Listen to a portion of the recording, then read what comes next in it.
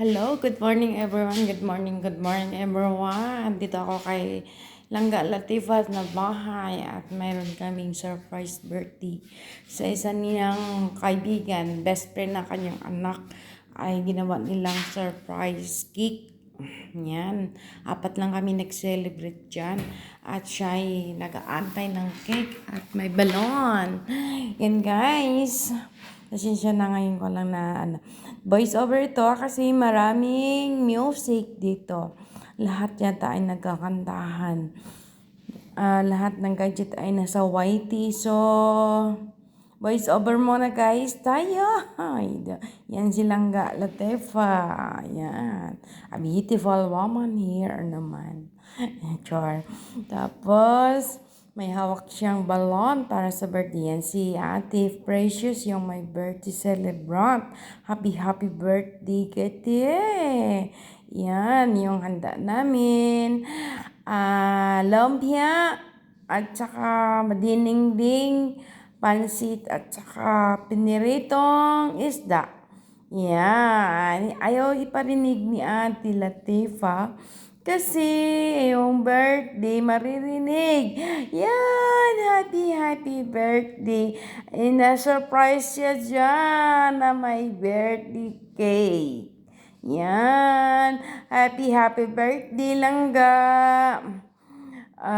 Langga Precious. Happy birthday. More wish to come you. Enjoy your life.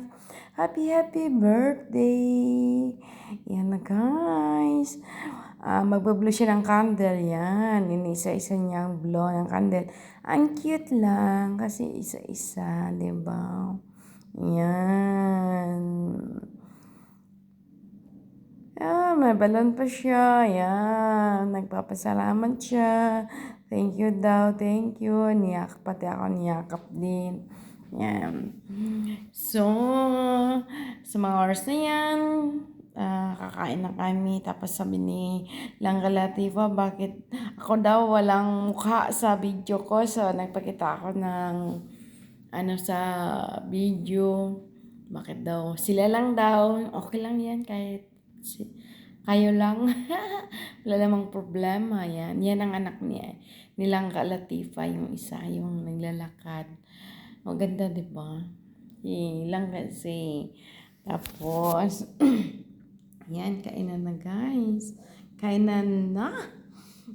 Habang nagkakain na, magla-live dyan maraming nagla-live. Basta nagkakantahan sila ni Kuya Mandy at ni basta live din ni Liamel.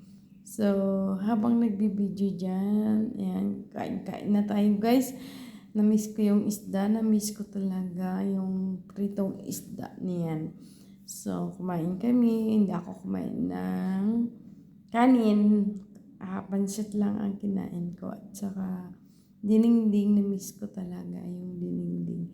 Tapos yan, kakain na kami ng cake. Yan, lava cake yan na masarap. Hindi siya matamis as in. Ang sarap niyang kainin. Hindi ka magsasawa kasi balance yung basta ang sarap niya.